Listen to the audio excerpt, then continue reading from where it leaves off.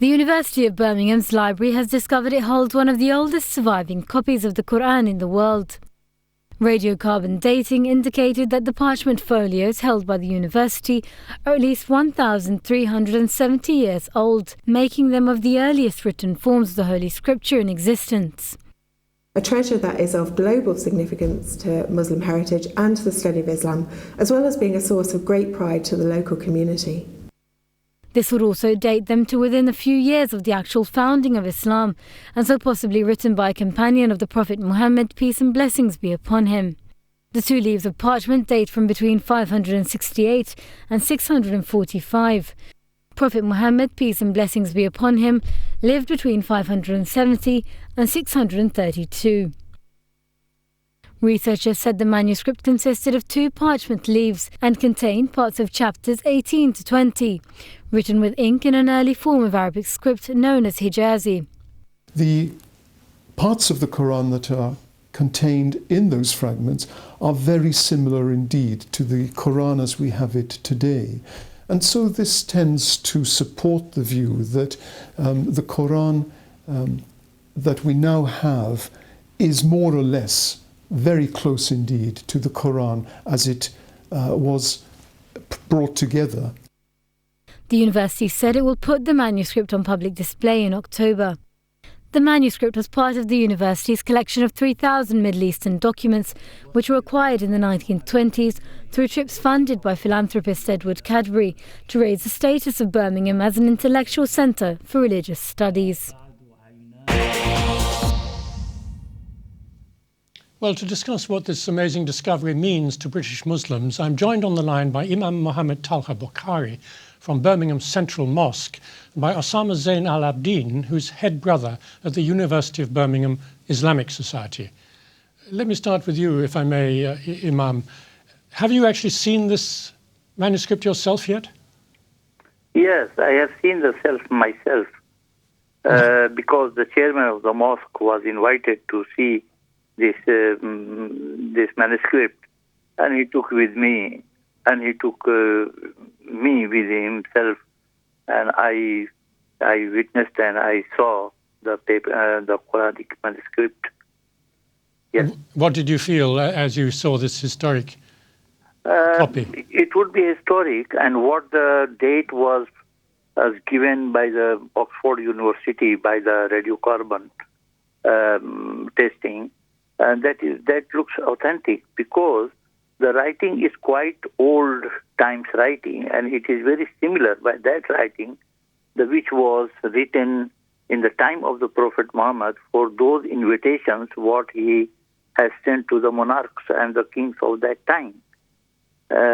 So it seemed authentically.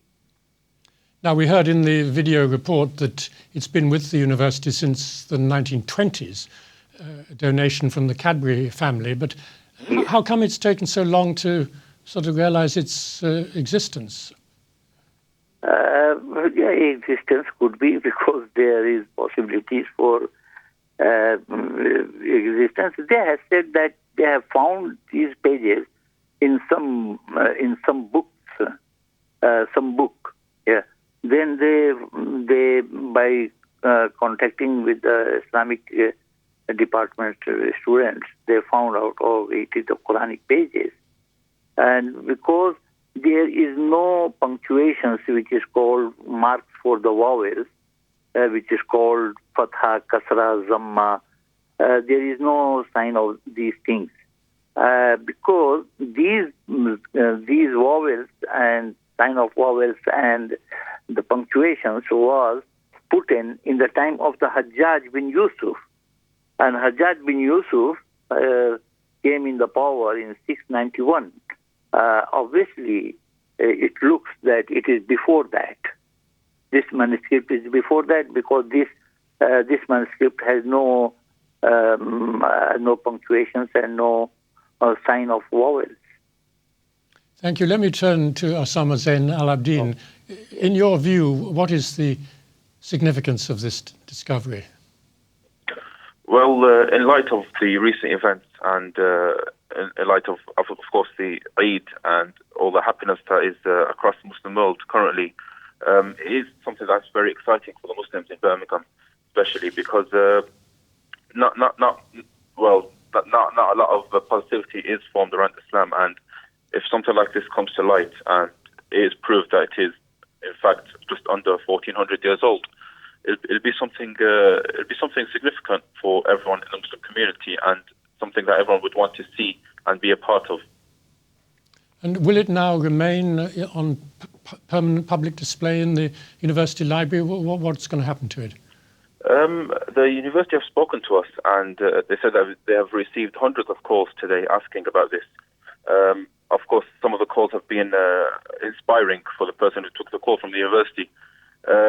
They told us that to emphasize that it will be on display from Friday, October 2nd, until the 25th of October on Saturday in the Barber Institute of Fine Arts in the university. And it will only be displayed for those 3 weeks, and after that it will be taken to the museum in Birmingham. Taken to the museum, did you say? Will it be taken to the museum after October? I'm not entirely sure on that piece of information, but it will be on display from the October 2nd till the October 25th. Okay, well, thank you very much. I'm sure there'll be hundreds of people who'll be anxious to go and see it in October, and if it's open after that as well. Thank you very much, Imam Muhammad Talabkhari and Osama Zain Al-Abdin. Now, many took to Twitter to express their excitement about this discovery. Irma Khumadi at Irma Graham says, I really want to get into Birmingham University, especially now they're displaying one of the eldest Qurans. Quran memorization tweets, they almost date from the time of the first 3 caliphs. While Basha Keller tweets images of the manuscript's elaborate calligraphy and says, thousands-year-old piece of Holy Quran discovered by Birmingham University academicians. And finally, at Abdullah Yemeni ponders on how the manuscript reached the university in the first place. I wonder how it got here. Was it gifted or stolen?